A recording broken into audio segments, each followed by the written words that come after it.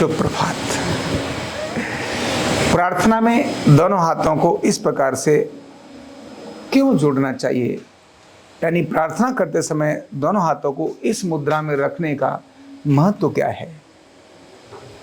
हमारे ऋषियों ने क्यों ऐसी परंपरा डाली कि ऐसे रखा जाए? ऐसे भी रखा जा सकता है, ऐसे भी रखा जा सकता है और खुले भी किया जाता है। क्यों?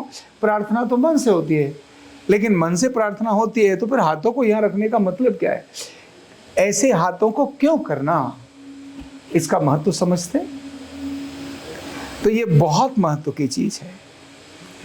एक आपने प्रार्थना की और प्रार्थना करते समय आपने वो मुद्रा बनाई जिससे प्रार्थना का प्रभाव बहुत और अधिक बढ़ जाए। जैसे कभी भी कोई काम करते ना, जैसे हमने अग्नि जलाई, अब अग्नि जलाने में अग्नि के अंदर थोड़ा घी भी डाल दिया तो अग्नि क्या होगी? तेज प्रज्वलित हो जाएगी। अग्नि में पानी डाल दिया तो क्या हो जाएगा? अग्नि बुझ जाएगी, है ना? मतलब आपने पढ़ाई करना शुरू करी, कुछ भी आप पढ़ रहे हैं, किताब में देख रहे हैं, लेकिन किताब में देखने के साथ साथ आपको उस पढ़ने की विधि समझ में आ जाए। आप ऐसे पढ़ेंगे तो अच्छा रहेगा। तो विधि पूर्वक पढ़ने से फार्मूला अगर आपको मिल जाए तो वो जल्दी याद कर लेंगे, जल्दी समझ में आ जाएगी ना, क्योंकि फार्मूला आपको फास्ट ले जाने का काम करता है। अगर कोई साधन मिल जाए तो आप जो कर रहे हैं उस साधन से वो जो भी करने वाली चीज है वो और द्रुत गति से आगे चली जाती है। ये प्रार्थना की ये जो मुद्रा है ना, ये प्रार्थना मुद्रा, ये मुद्रा है। जब हम इस मुद्रा में आते हैं तो जो हम प्रार्थना कर रहे हैं वो प्रार्थना और अधिक पावरफुल हो जाती है जिसके प्रति हम करते हैं। अब कैसे कैसे मुद्रा पावरफुल होती है? तो पहले है हाथों का महत्व क्या है, हाथों को वाले में जाने। तो हाथ तो अपने आप में, अपना हाथ जगन्नाथ बोलते हैं ना, और श्लोक भी है। ये जो हाथ है ना, ये केवल हाथ नहीं है। इन हाथों के बारे में वैदिक श्लोक है, कहते हैं कराग्रे बसते लक्ष्मी।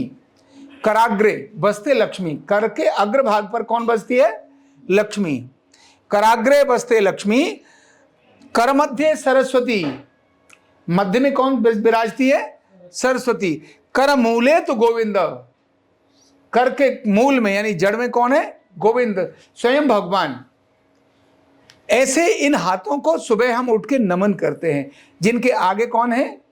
कराग्रे बसते लक्ष्मी, कर मध्य सरस्वती, कर मूले तो गोविंद, प्रभाते कर दर्शनम।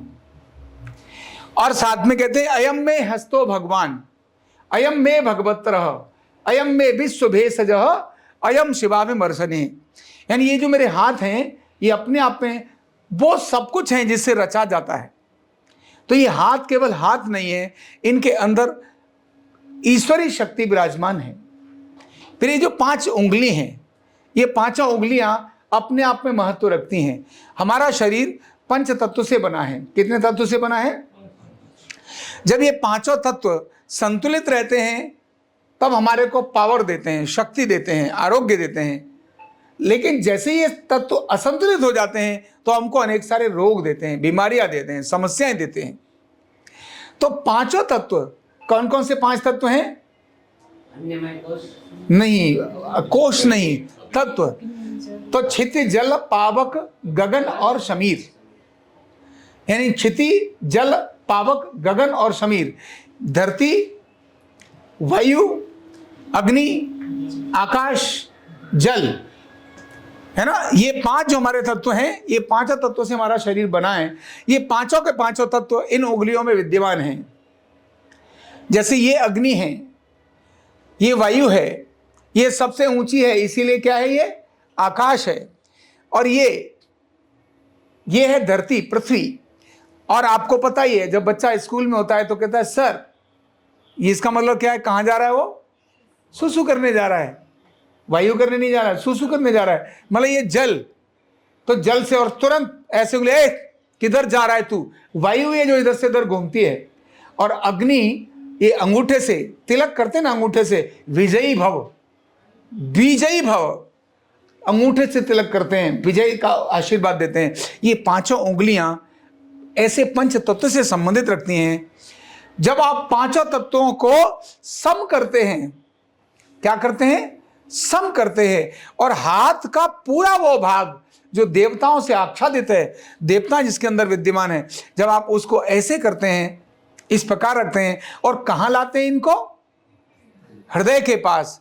और ये हृदय तो केवल देखने के लिए है, लेकिन वास्तव में यहां अनाहत ये चक्र है हमारा। ये चक्र, जब ये पांचों तत्व सामूहिक मिलते हैं और चक्र के पास आते हैं, तो उस समय कॉस्मिक एनर्जी का भंडार आपके आसपास आने लगता है और तब आप उस एकाग्रता से प्रार्थना करते हैं, तो अब प्रार्थना आपकी मोर पावरफुल हो जाती है। चाहे आपका ध्यान ना भी हो, आपने केवल मुद्रा ही कर ली। जैसे मुद्रा है ना, ये कौन सी है? ज्ञान मुद्रा। ये कौन सी है? ज्ञान मुद्रा। ये है ध्यान मुद्रा और वायु मुद्रा। इस तरह से करते हैं। तो ये अलग अलग मुद्राएं, शरीर की मुद्राएं अलग अलग हैं। भगवान को प्रसन्न करने के लिए भी अलग मुद्राओं का प्रयोग करते हैं। आरोग्य के लिए भी अनेक सारी मुद्राओं का प्रयोग करते हैं। आप पांचों उंगलियां ऐसे रखिए, है ना, इस तरह से करिए, आपको आरोग्य का कारण बनेगी। आप ऐसे पांचों को समान करिए, पांचों, तो आपके पंचतत्व सम होने लगते हैं। ये भी मुद्रा हमने आपको यहाँ बताई थी। तो ऐसी जो मुद्राएं हैं, ये सारी मुद्राएं प्रभावित हैं, करती हैं। आप जैसे ही यहाँ ऐसे प्रार्थना में होते हैं और अपने मन को शांत करते हैं और हल्का सा गर्दन आगे झुका लेते हैं, तब तो आपकी प्रार्थना और अधिक पावरफुल हो जाती है। और प्रार्थना में हमेशा करुणा होती है। प्रार्थना में क्या होती है? प्रार्थना में ईगो नहीं होता है। प्रार्थना के अंदर करुणा होती है, उस भगवान के प्रति विनम्रता होती है, उसके प्रति निवेदन। किसी के प्रति भी प्रार्थना करोगे, कुछ लेने के लिए तो प्रार्थना की जाती है। भाई स्कूल में प्रार्थना पत्र किस लिए भरा जाता है? छुट्टी के लिए, कुछ काम कराने के लिए, फीस माफी के लिए। मतलब हम कुछ लेना चाहते हैं, इसीलिए तो प्रार्थना कर रहे हैं। तो जब हम प्रार्थना करते हैं, इसका मतलब हम झुकते हैं, इसका हम सामने वाले के प्रति कृतज्ञ होते हैं, हम सामने वाले को नमन करते हैं, उनके प्रति विनम्र होते हैं, हम उनके प्रति श्रद्धावान होते हैं। उस समय जब हम प्रार्थना करते हैं, ऐसे में हल्का सा हमारा मस्तक झुक जाता है। ऐसे प्रार्थना करे जा रहे, ऐसा नहीं है, उसकी भी मुद्रा है। आप नित्य प्रार्थना करते समय हाथों को इस प्रकार से रखते हैं, पांचों उंगलियों मिला के रखते हैं, हृदय के पास रखते हैं, तो फिर आपकी प्रार्थना और अधिक पावरफुल हो जाती है, बहुत पावरफुल हो जाती है। तो ऐसे प्रार्थना करते समय जैसे मर्जी बैठे और प्रार्थना कर रहे हैं, ऐसे तो प्रार्थना ही है। आप कैसे भी प्रार्थना करेंगे तो वो प्रार्थना ही है, वो तो आपने कर ही दी प्रार्थना। लेकिन अगर आपने विधि पूर्वक प्रार्थना की तो वो प्रार्थना आपको अधिक फलदायी होगी। इसीलिए प्रार्थना करते समय हाथों की मुद्रा, चेहरे की मुद्रा, इन सब का ध्यान रखना बहुत आवश्यक है। ये हाथ इस प्रकार से प्रार्थना में रहते हैं, ऐसे भी नहीं, ये इस प्रकार हाथ प्रार्थना में रहते हैं। ये हमारे जो बाजू हैं, ये जमीन के समानांतर हृदय के पास अपने अंगूठे हल्का सा हृदय के इसमें दबाया हुआ, हृदय के एरिया को हल्का सा दोनों हाथों के उससे दबाया हुआ थोड़ा सा प्रेशर। ये अभी मैंने बहुत थोड़ा बताया क्योंकि इतना ही बताया था।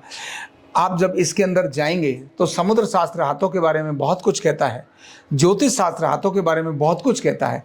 ये आपके हाथों की उठी हुई जो अवस्थाएं हैं, आपके हाथों की जो खिंची हुई रेखाएं हैं, आपके हाथों की ये टिप्स हैं, ये सब कुछ आपके बारे में, आपके तत्वों के बारे में, आपकी प्रकृति के बारे में बहुत कुछ बताती है। इन सबको समर्पित करते हुए जब हम कृतज्ञता ज्ञापित करते हैं और सामने प्रार्थना करते हैं तो वो प्रार्थना स्वीकार होती है। और इसीलिए हमारे पूर्वजों ने हम सबको नमस्ते करने का भी तरीका यही बताया। नमस्ते करिए, नमः अस्ते, नमन करिए, झुकिए, इस प्रकार की मुद्रा से। तो ऐसे नमस्ते करने से भी, ऐसा नमस्ते करना आपके लिए, अपने लिए भी और सामने वाले के लिए भी बहुत सुखद और अच्छा होता है। Thank you so much. Neurotherapy का कंप्लीट कोर्स सीखने के लिए जुड़िए हमारे ऑनलाइन ट्रेनिंग प्रोग्राम से और जानिए करीब 100 बीमारियों का इलाज बिना दवा और बिना मशीन के। इस न्यूरोथेरेपी ऑनलाइन ट्रेनिंग प्रोग्राम से आप घर बैठे बन सकते हैं गवर्नमेंट सर्टिफाइड न्यूरोथेरेपिस्ट। रजिस्ट्रेशन के लिए नीचे दिए गए नंबर पर अभी कॉल करें। और हाँ, हमारे वीडियो को लाइक करना, शेयर करना और चैनल को सब्सक्राइब करना बिल्कुल भी ना भूलें। धन्यवाद।